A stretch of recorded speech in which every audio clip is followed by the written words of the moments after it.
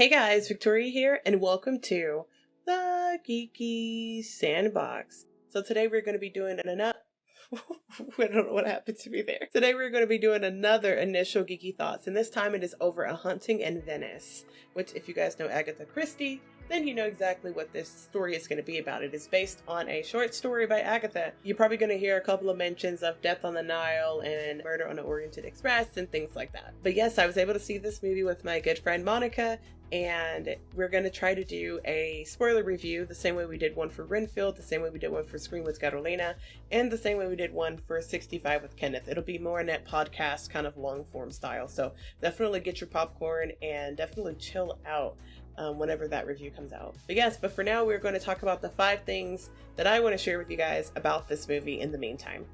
Number 1, I like the setting. It is more horror based, so it is a little different than some of the other films that came before this one, but I liked the way that it was all set up. The atmosphere was nice. I thought the location scout did a great job with this one.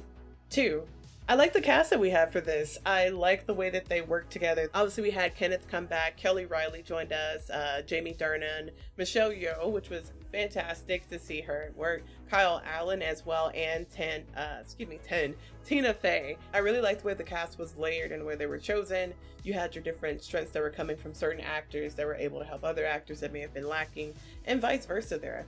3, it is a little slow.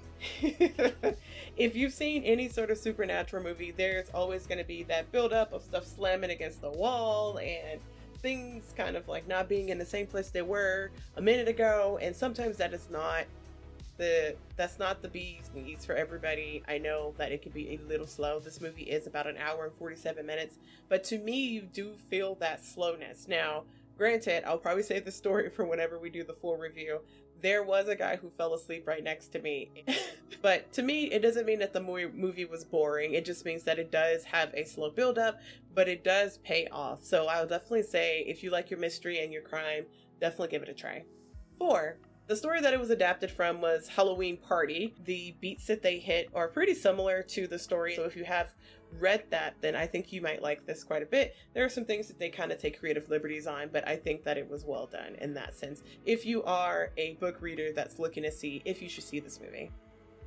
5, I was able to guess who our detective was going to be arresting by the end in this one, and I guessed it probably within the first 10 minutes, and I think if you're able to do that, I will say that it doesn't take away the enjoyment of the movie, because for me, I was just thinking to myself, because I quietly kept that discovery to myself, I kept thinking, I wonder how they're going to build things up so this person's exposed. I wonder how the story's going to play out in itself. Are they going to do the same thing as the story that it's adapted from, and so on and so on and so on, because I actually did not read Halloween Party until after I watched A Haunting in Venice. So yeah, definitely see if you can try to figure it out. I thought the mystery that came along with that was fun. I don't think it was as obvious as Death on the Nile, but I thought that the way that they delivered everything and the build up to all of that was pretty nice. But yes guys, I'll be keeping you guys posted on the full review with Monica, but until then, I hope you guys like this video.